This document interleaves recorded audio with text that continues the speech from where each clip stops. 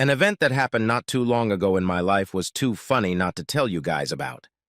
My name is Ken Mani, and I moved into my current apartment about a year ago.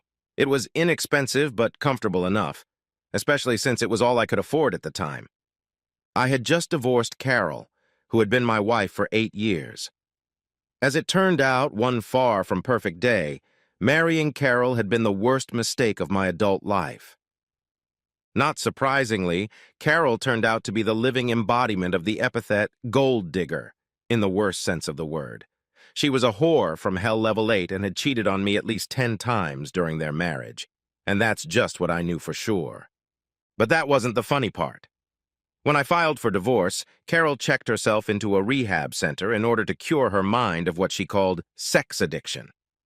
Well, if sex addiction is a medical problem, then count me among the sick of the virus. To me, it just looked like another way to pull a few extra dollars out of the wallets of easily suggestible and gullible suckers. So the judge handling our divorce demanded that I pay her damn bill. When I politely asked why I was so happy to do so, the turkey in the robe said, "It's just money."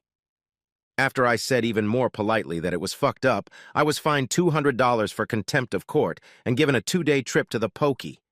Shit, they put me in some kind of public drunk tank. At least that trip to the slammer was over in 48 hours, and I got to see the sun again. When I got back to court, Carol and her fucking lawyer complained to the judge that I had put my job ahead of her and our family. The judge, naturally, frowned and told me that my wife was more important than my job. All I did was ask this doomsayer what kind of family Carol was talking about when we didn't even have children. As a result, the lacquered judge's gavel came down again, and another warning was hung around my neck. The old geezer thumbed through the papers, pursed his lips, and postponed the divorce for 90 days so that Carol could have time to go to full rehab, and the two of us began our trips to the counselor. I was just curious as to why the hell I needed counseling since I wasn't sleeping with anyone, including Carol herself. I was also curious to know what kind of sex addiction she had and how she'd gotten into it if she hadn't had sex with me in over 3 months. But this time, I was careful not to voice my doubts out loud, lest more thunder and lightning come at me from the owner of the monumental judge's table. Well, here's the news, guys. On about the 20th day of rehab and counseling, Carol was caught cheating and got her ass kicked from there. I thought this lousy marriage was finally over. Oh, I was sorely mistaken. According to the adamant decision of an overbearing stump, Carol was simply transferred to another clinic and my torture continued. The next time, which was exactly 3 weeks into her stay at the new clinic, security caught Carol in a gangbang with 3 studs. 2 of whom were nurses at the same Kafir place. Those 3 were fired, and we were back in the same courtroom. I got the impression that the damn judge seemed determined to keep our marriage going no matter what. I guess the stubborn, black-robed bastard was going to officially declare me a statutory cuckold. I had already quietly started packing my bags and almost decided to claw my way to the Canadian border when we were appointed a new judge.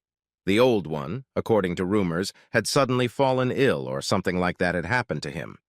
It took the new judge 3 days to render his decision. Hallelujah! I was finally free. The divorce was given the green light, and Carol was sentenced to pay in full for her tour of various clinics. The judge ordered a 75-25 split in my favor. Turns out there's still justice in the world.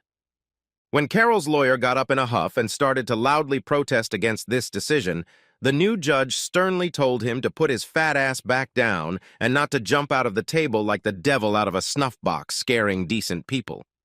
Carol, on the other hand, was advised by the judge to get a job, but most importantly, to keep her legs shut and get the hell out of his courtroom before he changes his mind. It took me a while, but eventually I shook the dust of the past off my feet and moved on. Now I occasionally socialize and date a few women, but I don't want to marry any of them. But that's not the funny part. The funny part is that very first judge is now my new neighbor.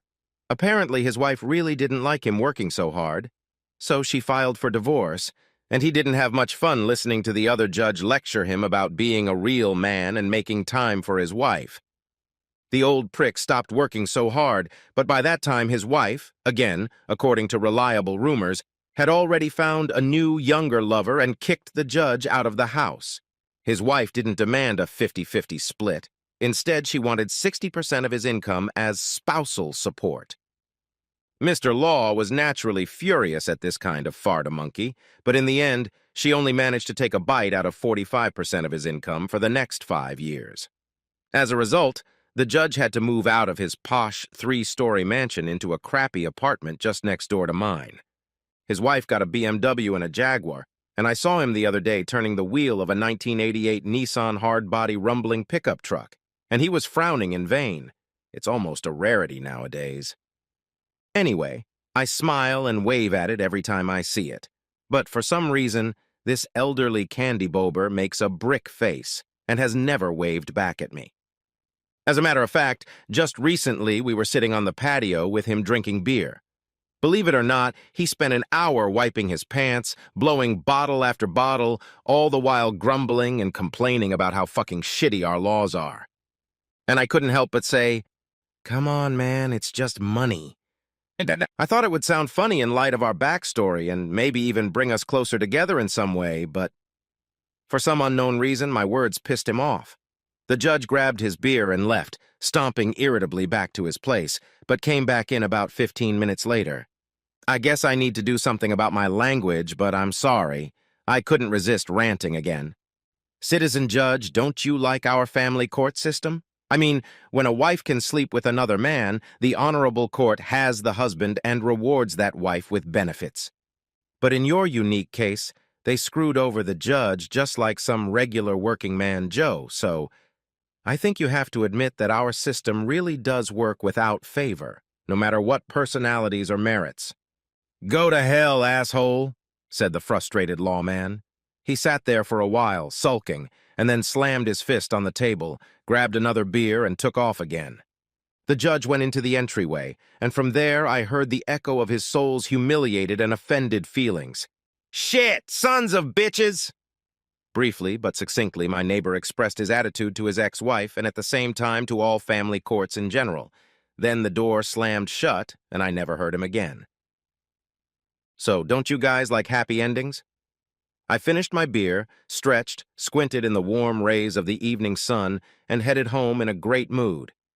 There was only one thought going through my head at that moment. Man, karma's a bitch! Oh, that old devil, he stole my beer. Well, fuck it. He needs it more than I do right now. Welcome to the club, Citizen Judge.